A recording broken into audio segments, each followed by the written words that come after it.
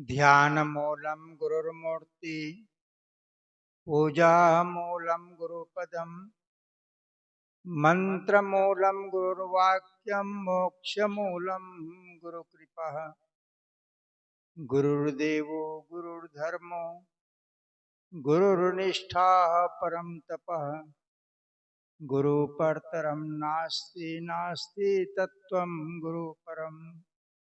बोलिए सद्गुरुदेव की जय।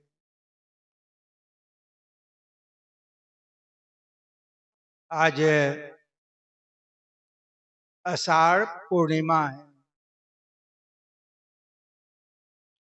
आषाढ़ पूर्णिमा को गुरु पूर्णिमा के रूप में मनाया जाता है। क्यों मनाया जाता है आषाढ़ पूर्णिमा को? यह गुरु पूर्णिमा, गुरु की पूजा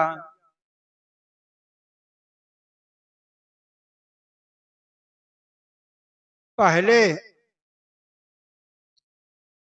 आज से बहुत पहले, जब यातायात के साधन नहीं थे, एक जगह से दूसरी जगह जाने के लिए नदी नाला में पुल नहीं होते,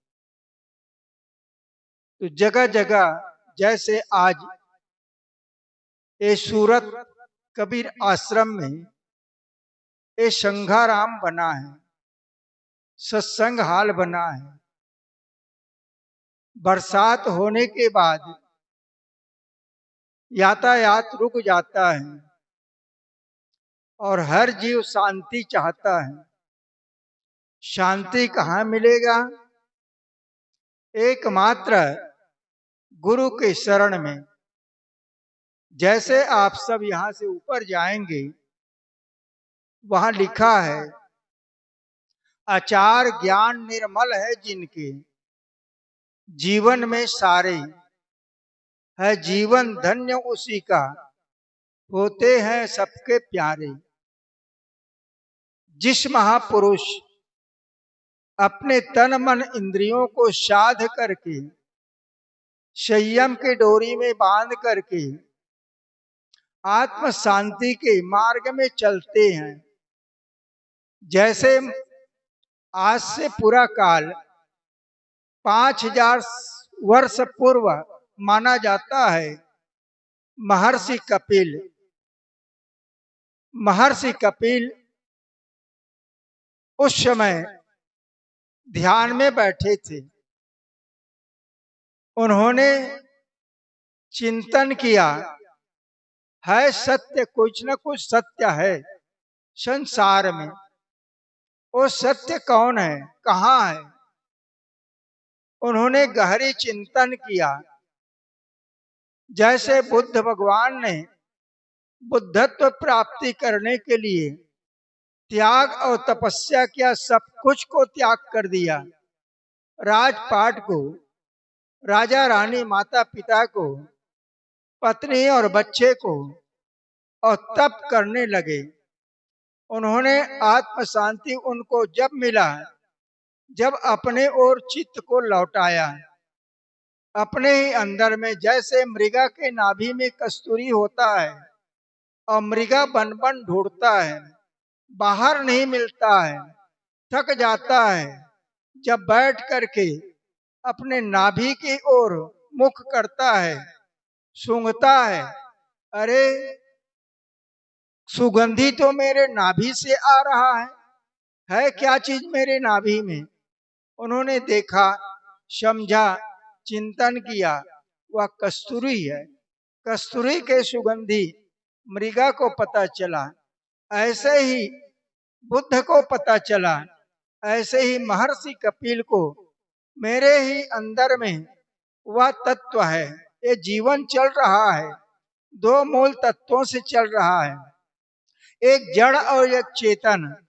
जड़ ये पंच भौतिक शरीर है। शरीर को हम सत्य मानते हैं, लेकिन शरीर सत्य नहीं है। जब से जन्म लिए तब से ये काया बदल रहा है।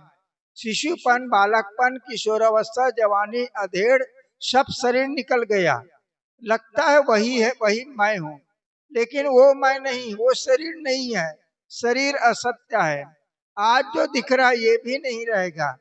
वो कौन है सत्य?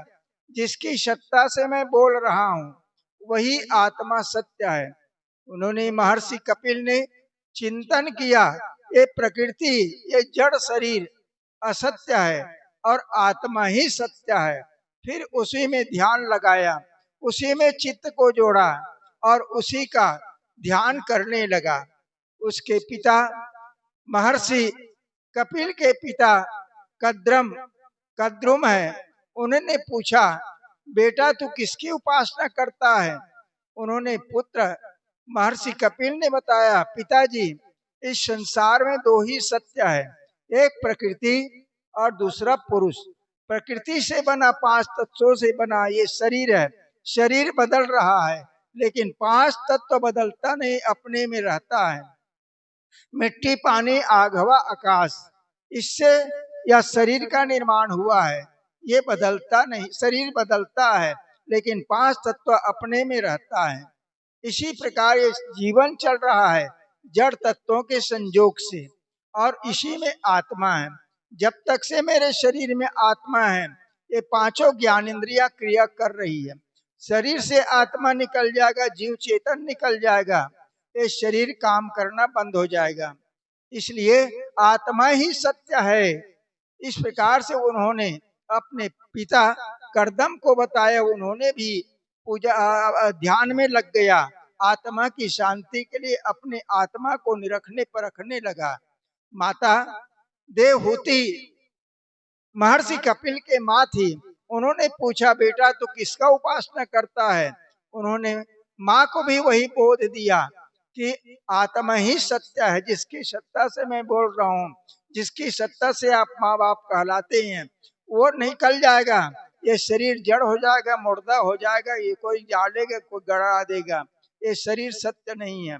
फिर वो भी तो इसीलिए हम सबके लिए जरूरत है आत्मज्ञानी, जिसका आचार और ज्ञान, जीवन और दर्शन, आत्मा को सत्य मान करके जिसका चित्त है आत्मा में लौट गया और शरीर के समस्त विकारों को त्याग दिया, समस्त विकारों को, दोष दुर्गुण बुराइयों को त्याग करके अपने आत्मा में जिन्होंने चित्त को जोड़ दिया, वही गुरु है, वही संत है।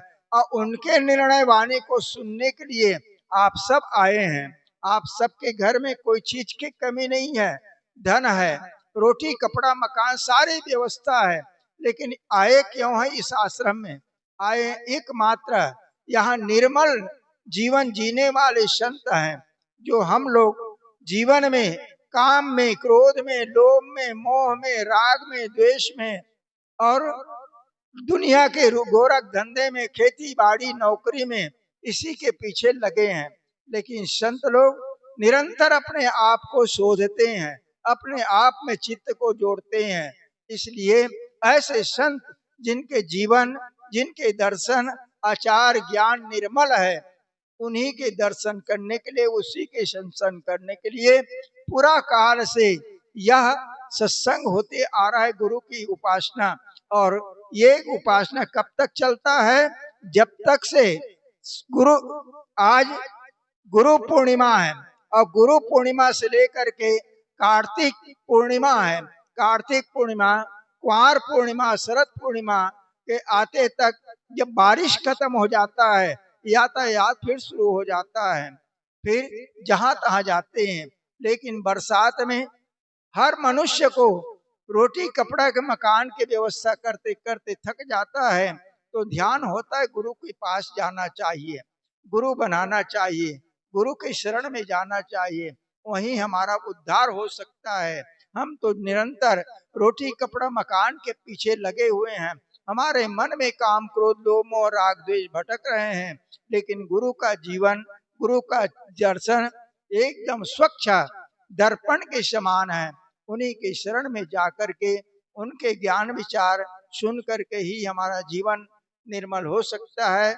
उसी लिए गुरु पूर्णिमा की, गुरु के सत्संग के गुरु के दर्शन की, गुरु की वाणी की आवश्यकता पड़ता है। इसलिए आज गुरु पूर्णिमा पूरा काल से मनाते हुए आ रहे हैं।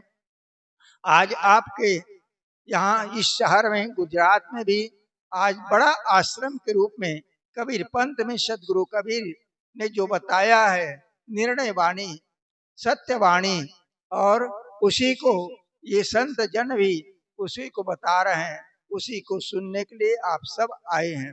आपके घर में रोटी कपड़ा मकान है, कोई कमी नहीं है, या खाने के लिए नहीं आए हैं, केवल एकमात्र गुरु के दर्शन, गुरु के विचार सुनने के लिए आए हैं, गुरु की पूजा करने के लिए आए हैं। इसलिए गुरु पूर्णिमा इसी उद्देश्य से हमारे पूर्वजों से मनाते चले आ रहे हैं। आज हमको भी अवसर मिला है, हमारे धड़ में प्राण बचा है, प्राण निकल जाता तो मैं भी गुरु दर्शन के लाभ नहीं मिलता, लेकिन आज मुझे गुरु के दर्शन, सत्संग सेवा का लाभ मिला है। ऐसे लाभ को नहीं चुकना चाहिए।